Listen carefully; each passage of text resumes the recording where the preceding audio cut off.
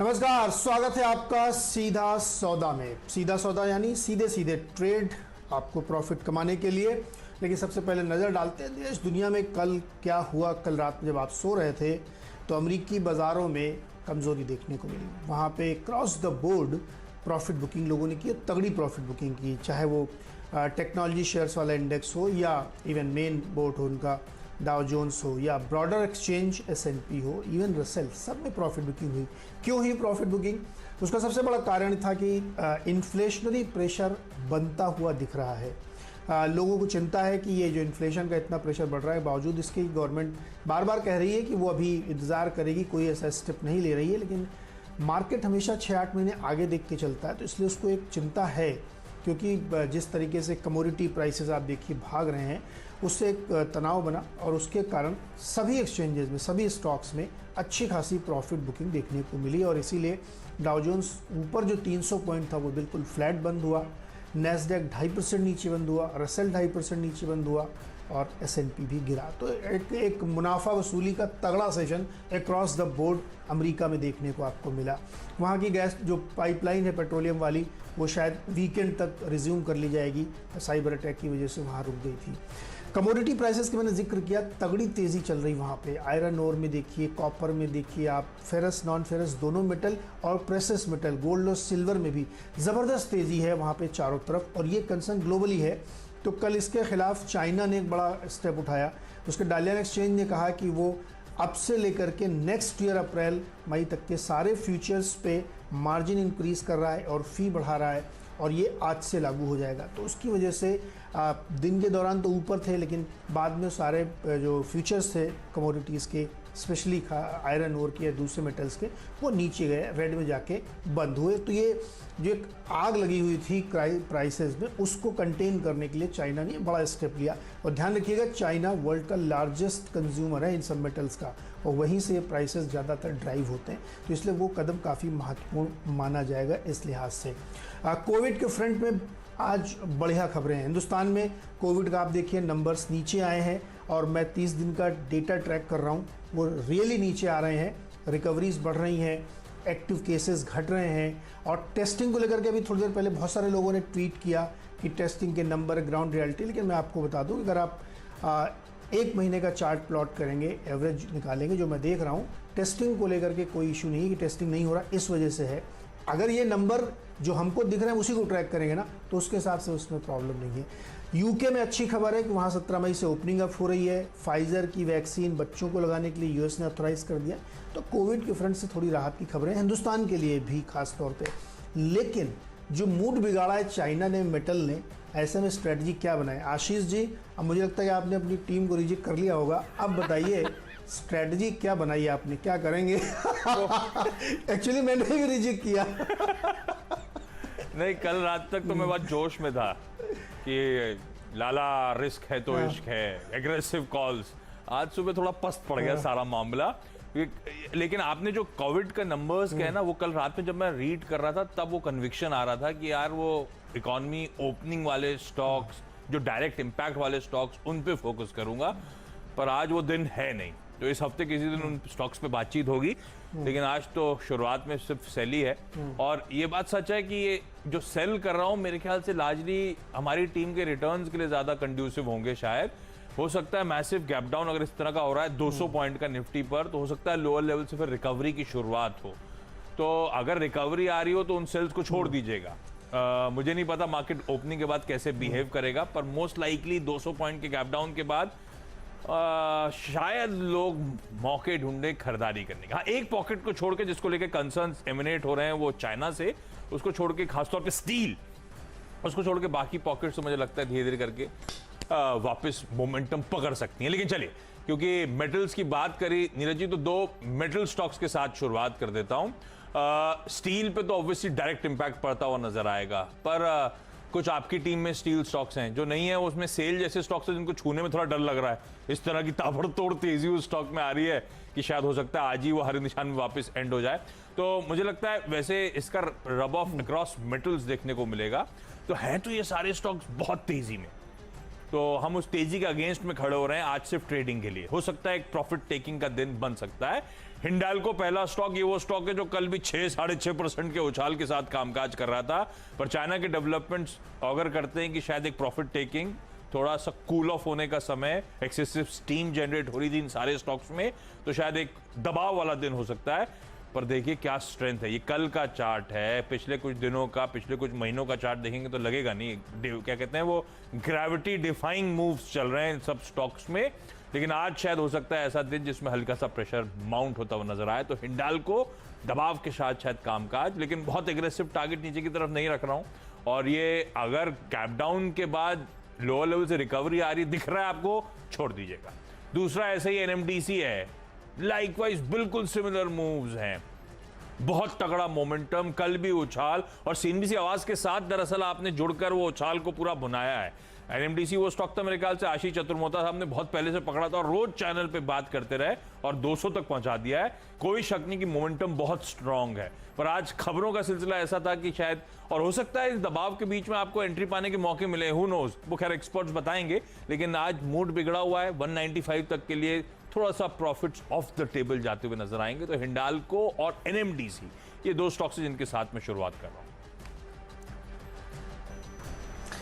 बिल्कुल, मैंने भी किया है, लेकिन पहले शुरुआत में कुछ दूसरे स्टॉक बताता हूँ। एक जाइडस वेलनेस का कल रिजल्ट आया था, बहुत ही बढ़िया रिजल्ट है, और इस स्टॉक को मैं बहुत पसंद करता हूँ क्योंकि ये जितने भी इनके प्रोडक्ट हैं आप इनकी वेबसाइट पर जाकर पढ़िए, सब 90% मार्केट शेयर रखते हैं, चाहे वो शुगर फ्री हो या एवर यूथ करके इनकी जो पील ऑफ की क्रीम वगैरह आती है। लेकिन एनीवे नतीजों पर नज़र डालते हैं, यहाँ पे 92% इनका जो है प्रॉफिट बढ़ते हुए दिखा है, 133 करोड़ का प्रॉफिट आया है।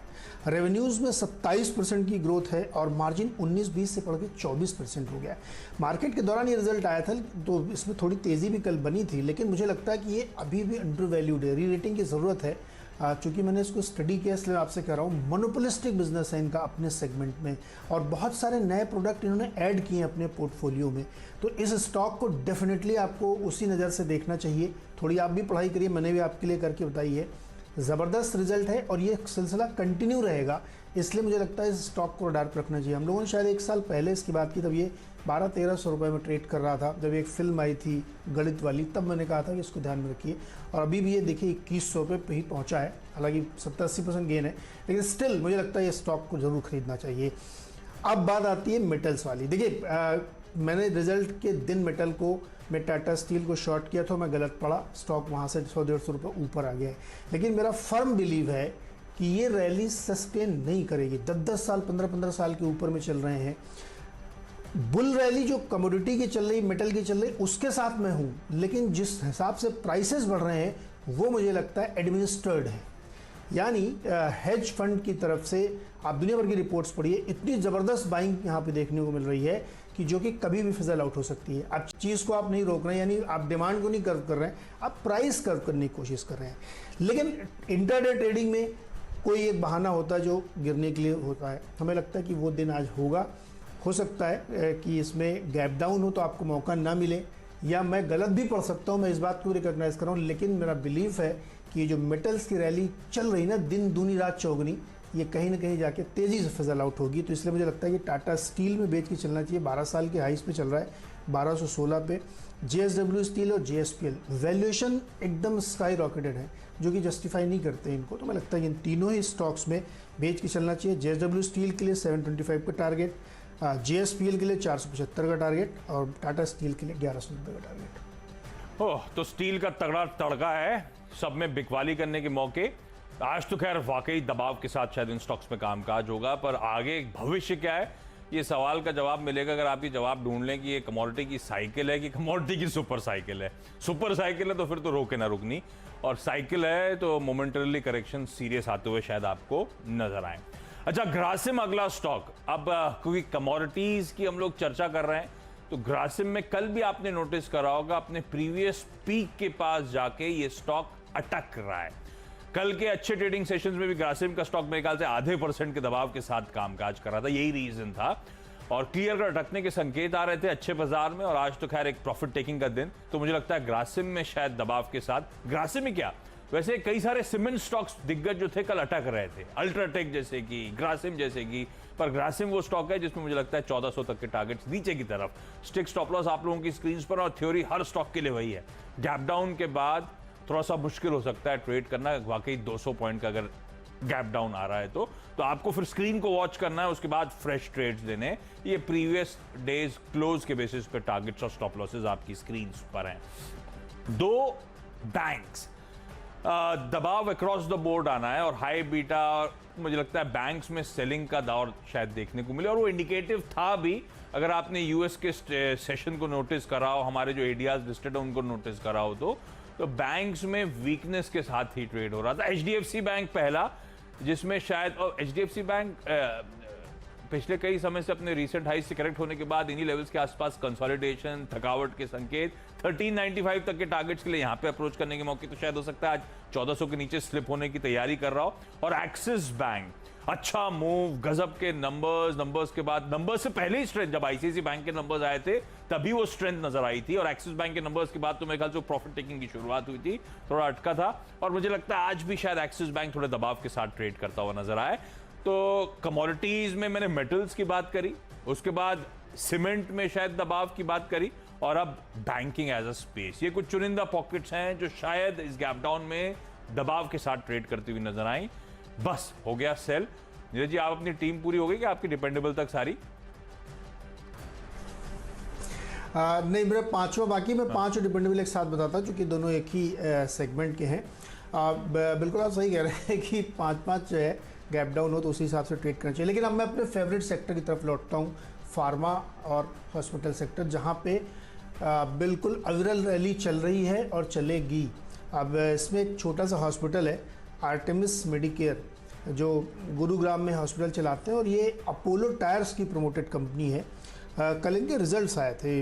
इन्होंने जो टोटल इनकम दिखाई 130 करोड़ की, उसमें करीब 5-6% की ग्रोथ है, लेकिन प्रॉफिट में 150% की ग्रोथ आई है।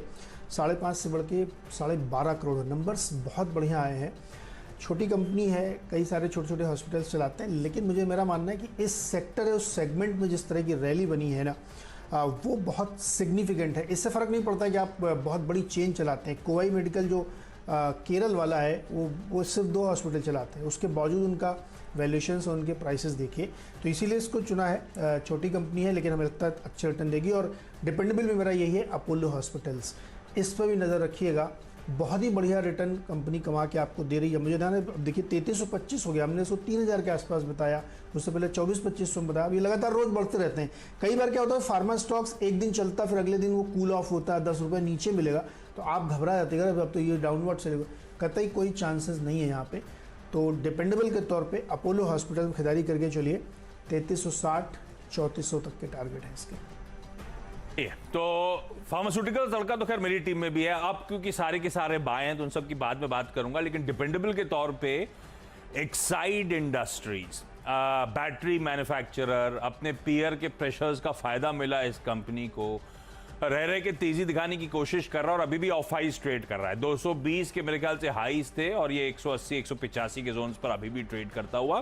वो बैटरी की कहानी अलग। दूसरा वो इंश्योरेंस, एसबीआई लाइफ के जब नंबर्स आए थे तब मैंने एक्साइड को फिर से मेंशन करा था, आपको याद होगा, और ये कहते हुए कि इसका वो लाइफ इंश्योरेंस आर्म अभी भी बाजार ड्यूली वैल्यू नहीं करता। और कल इस कंपनी ने बाजार बंद होने के बाद अपने लाइफ इंश्योरेंस आर्म के नंबर्स सामने रखे, प्रॉफिट्स डबल कर दिए हैं FY21 में, जो कि कहा जा रहा था चैलेंजिंग ईयर है। तो 30-32 करोड़ का मुनाफा बढ़कर इस कंपनी का, इसके आर्म का, उसका इंश्योरेंस बिजनेस का 61-62 करोड़ रुपए में प्रॉफिट्स डबल हुए हैं। एफिशिएंसीज इंप्रूव हो रही हैं इसकी, और प्रोडक्ट मिक्स इंप्रूव हो रहा है। यही कारण था कि प्रॉफिटेबिलिटी में इस तरह का उछाल देखने को मिला। तो बैटरी की कहानी अलग थी, दूसरी इंश्योरेंस का वर्टिकल। मुझे लगता है एक्साइड इवेंचुअली अच्छे मूव्स दिखाने की कोशिश करेगा, इसीलिए डिपेंडेबल का दर्जा दिया है। तो आज अगर दबाव आता है, प्रेशर में होता है, तो मुझे लगता है एंट्री पाने के शायद इस स्टॉक में और भी अच्छे मौके होंगे, पर उस लिहाज से फिर आप टारगेट स्टॉप लॉस को रिविजिट करिएगा। एक काम करते हैं, इस नोट पर छोटा सा ब्रेक के उस पार अगले 2 स्टॉक्स।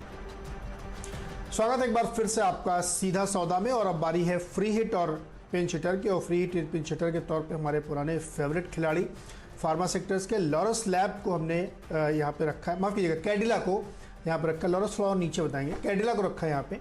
कैडिला में लगातार आपसे कह रहा हूँ कि इसको बिल्कुल छोड़िएगा मत। जिन्होंने पोजिशनल ट्रेड रखी है उनको रखना चाहिए, जो ट्रेडिंग करते हैं उनको भी रखना चाहिए, क्योंकि इसमें वैक्सीन का बहुत बड़ा प्ले। अब देखिए ये स्टॉक 624 रुपये का हो गया है।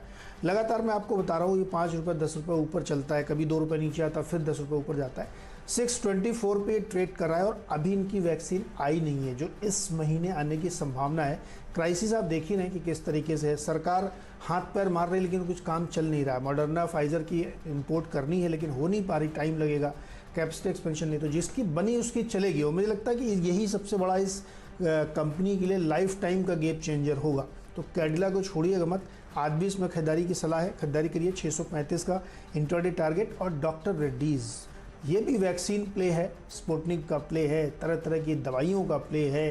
कल भी एक आई थी कि इन्होंने एक रॉश के साथ भी टाई अप कर रखा है। इन्होंने एक नई फंगल इन्फेक्शन जो बड़ी चर्चा में इस समय आपने सुना होगा, म्यूकर माइकोसिस, उसके लिए भी ये इंजेक्शन बना रहे हैं। तो तमाम ट्रिगर्स हैं डॉक्टर रेड्डीज़ के लिए। इसमें भी खरीदारी करके चलिएगा, क्योंकि ये स्टॉक भी लगातार ऊपर की तरफ जा रहा है। देखिए 5329 पे ट्रेड कर रहा है। आज में लगता है 5400 टच करना चाहिए। और ऐसे मार्केट में जहाँ मार्केट थोड़ा कमज़ोर दिख रहा है ना, तत्काल डिफेंसिव की तरफ आ जाना चाहिए। और ये डिफेंसिव फार्मा ही है। ब्लैक फंगस, और पता नहीं डिफेंसिव कितना है फार्मा, क्योंकि जिस तरह की ताबड़तोड़ तेजी अब देखने को मिल रही है, अब तो डिफेंसिव कैटेगराइज करना भी गलत होगा इस स्पेस को।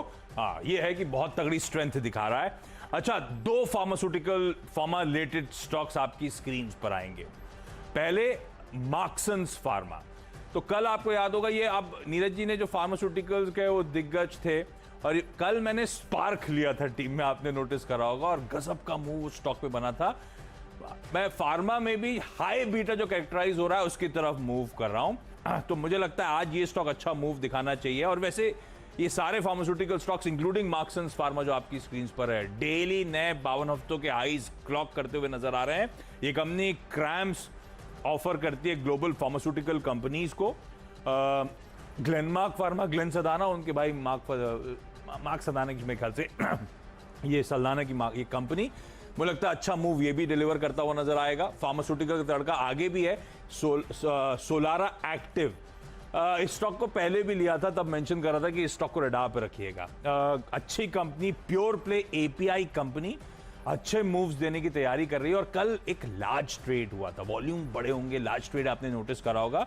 उसमें टीपीजी ग्रोथ ने दरअसल एक ह्यूज चंक बेचा और मार्की इन्वेस्टर्स चेक इन होते हुए नजर आए, जिसमें कोटक ने बहुत एग्रेसिवली, आदित्य बिरला, सन लाइफ ने बहुत एग्रेसिवली, और कुछ मार्की एफआईआईज ने खरीदारी करी है। इन लेवल्स पर इस तरह का स्ट्रॉन्ग पार्टिसिपेशन आता हुआ तो 2 फार्मास्यूटिकल रिलेटेड स्टोरीज का तड़का, Marksans pharma, Solara active pharma.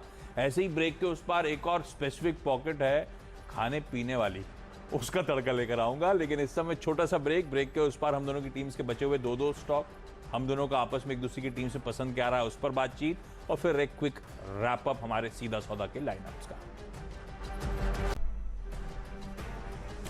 वापस से एक बार फिर से सौदा में आपका स्वागत है। और आखिरी के 2 स्टॉक्स में एक लॉरस लैब, जिसका जिक्र मैं पहले किया था, वहाँ पे खरीदारी करने की सलाह है। फार्मा स्पेस में भी ये है, एपीआई की बड़ी कंपनी है और नतीजों के बाद से लगातार इसमें काफ़ी बुलिश कॉल देखने को मिले, तो मुझे लगता है इसमें खरीदारी करनी चाहिए।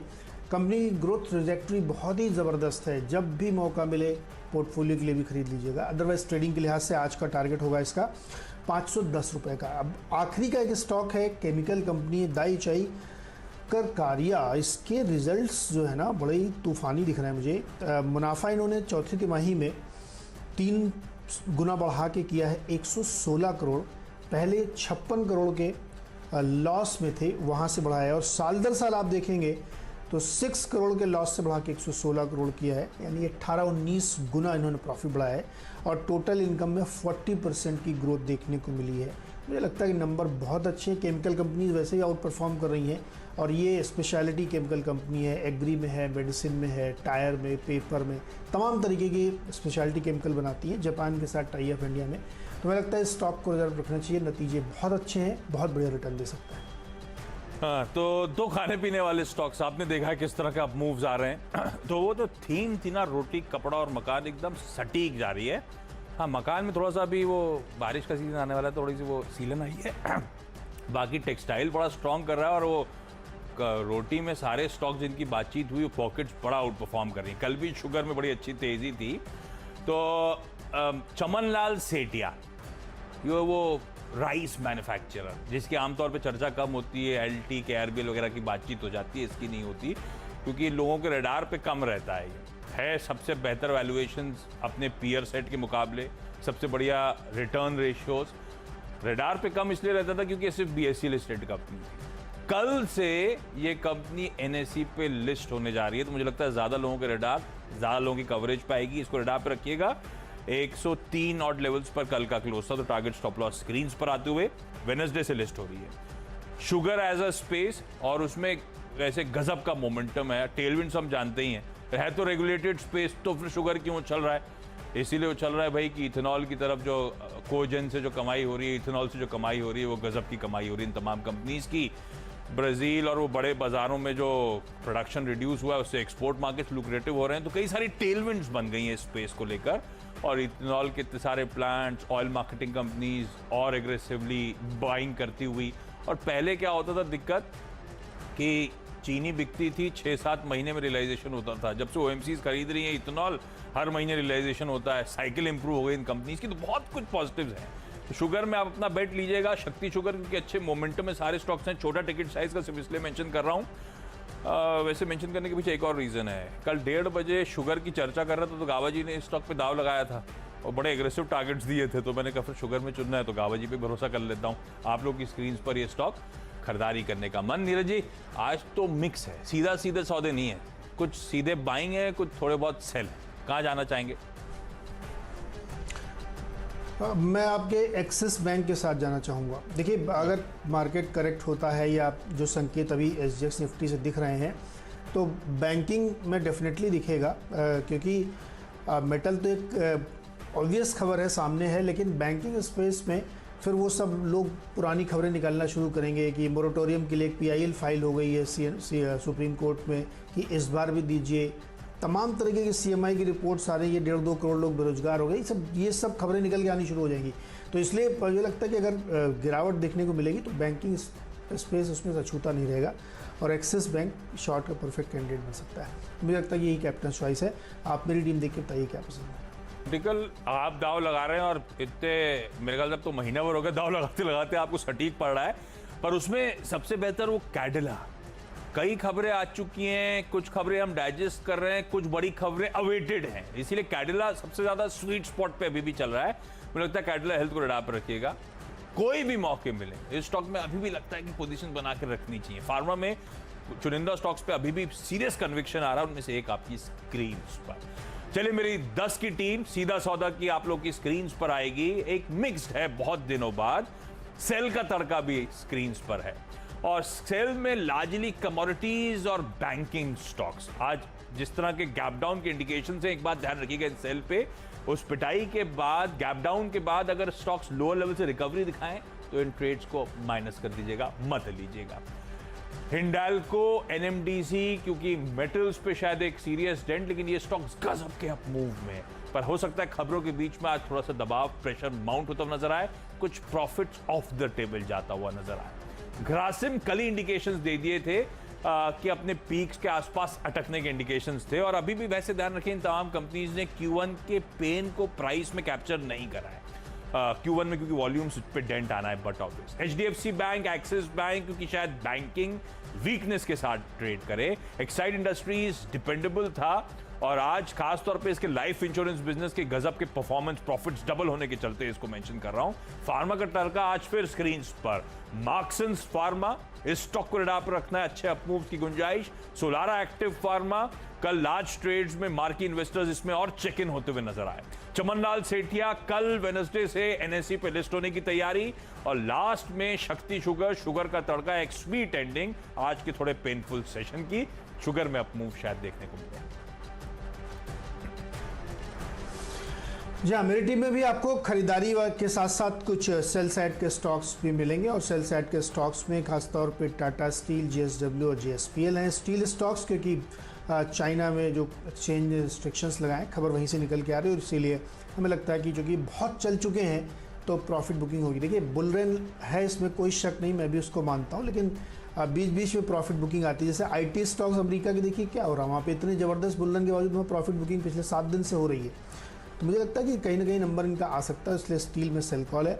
जाइडस वेलनेस ने बहुत अच्छे नंबर प्रेजेंट किए हैं और अभी भी स्टॉक में बहुत दमखम है ऊपर जाने के लिए, तो यहाँ पे खरीदारी ही करके चलना चाहिए। हॉस्पिटल स्टॉक्स में भी नज़र रखिए, यहाँ पे आर्टेमिस मेडिकेयर और अपोलो हॉस्पिटल 2 छोटी कंपनियाँ हैं। एक छोटी कंपनी है आर्टेमिस, लेकिन नतीजे उसके बहुत शानदार हैं। और अपोलो हॉस्पिटल में नज़र रखिए क्योंकि इस समय यही स्टॉक्स फ्लेवर में। फार्मा में हमने आपको बताया, कैडिला में खबर है, नज़र रखिए। अरे और